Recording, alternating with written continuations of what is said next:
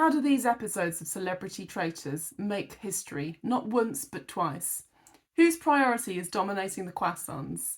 And later on, I'll reveal to you exactly how I think you could win a roundtable and actually banish some traitors. Welcome to my roundtable.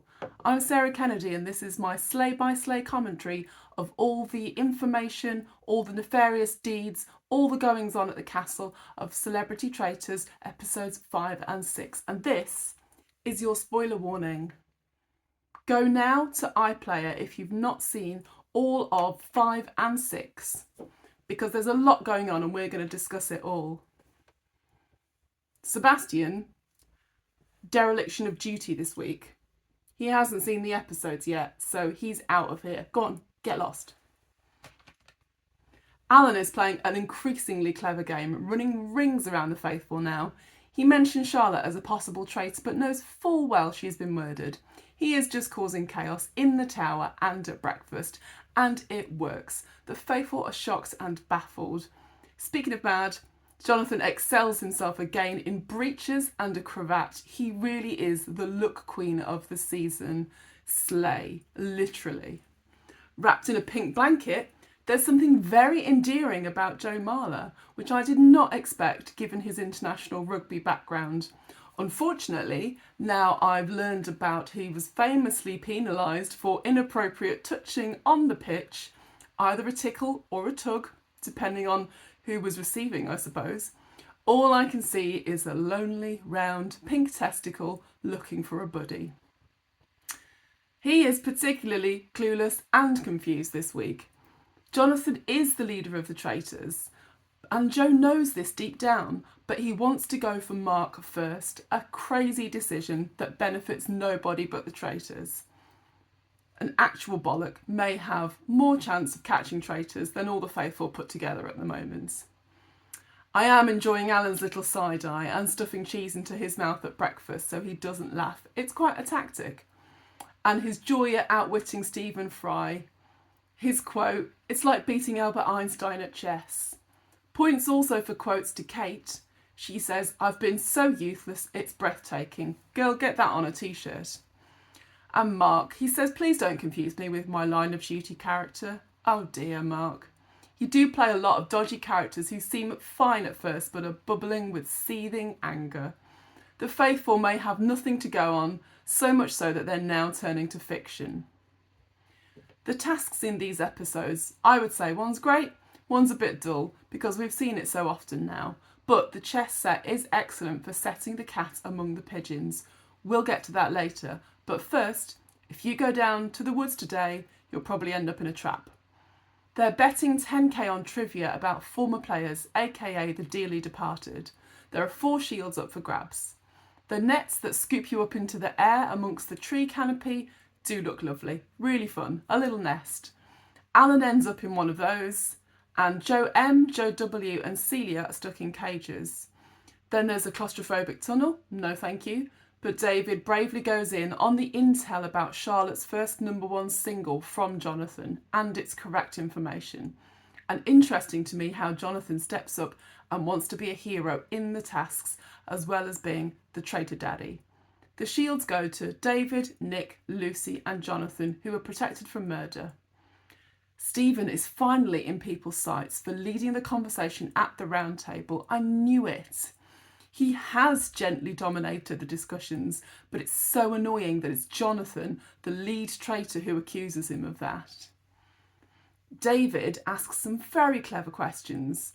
Who has been pushing the theory about Mark as a traitor, and where did you pick that idea up from? He wants to be able to backtrack and see where these ideas are seeded, where they're planted, who they've come from. It's an incredibly smart line of reasoning, but it doesn't do him an ounce of good. Frustratingly, David is actually doing what they all said they wanted to do. We need to run the round tables differently. The quieter characters, we demand, you must get loud. No, not like that. That looks like suspicious behaviour. No one believes Mark when he says, I wouldn't want to be a traitor. But as someone who knows they would be an awful traitor, I'm deeply offended by this. So, I think this is how you make the round table work for you and get some traitors out. You must start early at breakfast, right after breakfast when they gather outside for little chats. Build up a head of steam during the day, gather intel, build alliances, offer information to other people who have similar suspicions to you. You can't get to the table and begin your work there.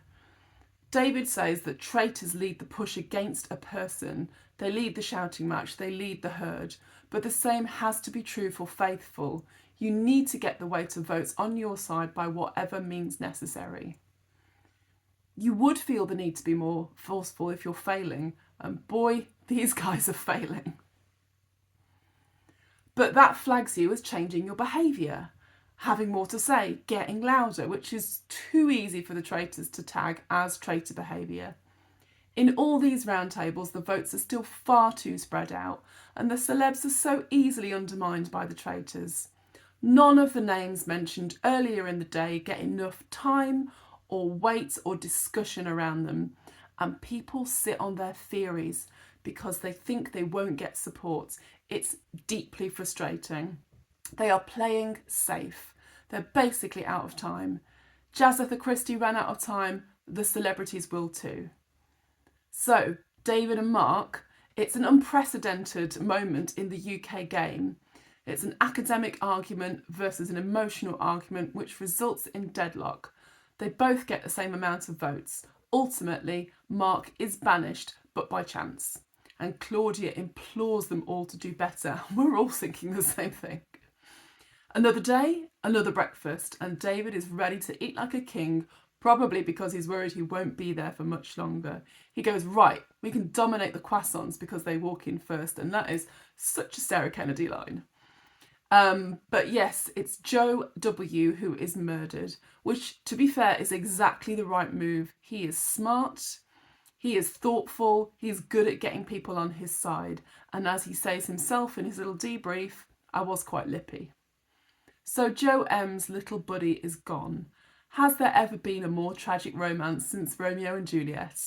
I'm betting they get a podcast together. I would give them a travel series together.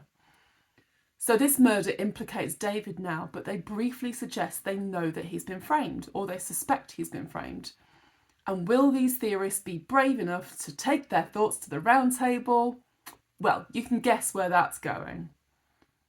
Nick says Kat and Jonathan, but is he brave enough to say those names later? It's balls to the wall time, guys. You are running out of faithful. So, task 2 is the chessboard. The weakest player, Kate, bless her. She's trying not to take the unanimous decision to heart.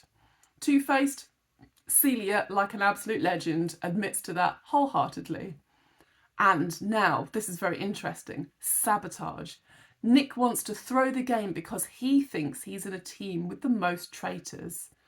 The question is, who's leader of the pack? The answer is Stephen. Joe Marler gets it right with Nick's help. Ant, Kat, Celia, David and Joe are then protected from murder. Nick may have a target on his back now, and he was wrong anyway, bless him. There was only Jonathan on his team. Stephen says that he suspects Jonathan and Alan. It's very unusual for Alan's name to be mentioned. Stephen also says he thinks the cat is not getting enough sleep because she's had a little rest, a little nap in the afternoon.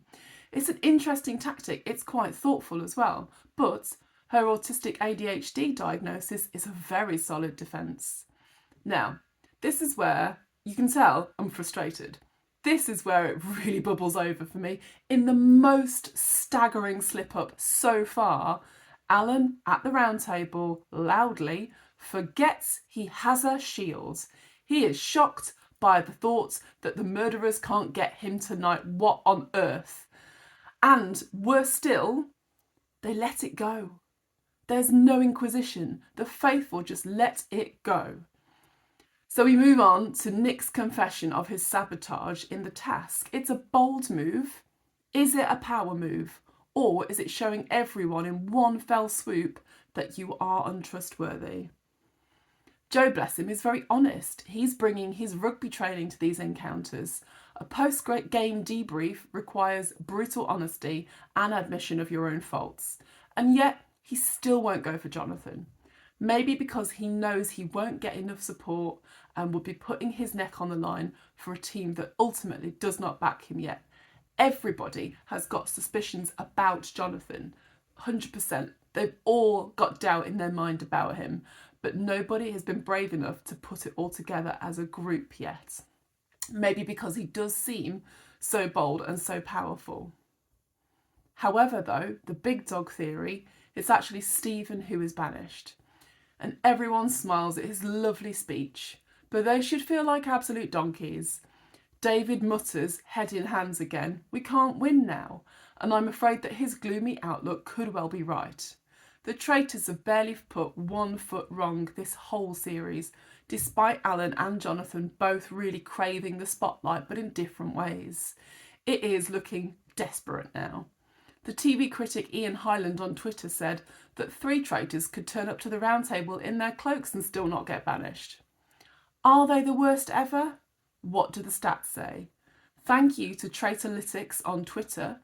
We can see that despite Celebrity Traitors being a shorter series than the civilian one, all of the traitors surviving episode 6 into episode 7, it's officially the longest that OG traitors have ever survived on the UK show. They really are, as Joe Wilkinson said, the worst faithful of all time. So not only did we have a voting deadlock at the round table, but we now have the worst faithful in UK history. Are these the sort of firsts you would tune in for? Or are you getting a little bit frustrated with their abject uselessness?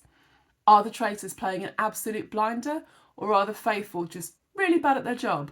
Let me know below in the comments. So, all those without a shield are to be taken back out to the chessboard, and one selected to be murdered face to face, which is a nice little bit of flair, and we look forward to the instant reaction from a murdered player. As for ratings, this is another new high. On Thursday, 8 million viewers, a 50% share of viewing figures in that hour slot, and the biggest overnight audience of the year for BBC One so far. It's an enormous hit for the BBC, and is probably the biggest show of the year on any channel. So let's get speculating. Who do you want to see in the second series? And what combination of players do you think would make for a braver, better, more astute faithful? Let me know. So, is this the traitors' victory lap now? Is it all inevitable? Can the faithful get even one out to boost their morale? There's only one way to find out. See you back here next week. Latest traitors.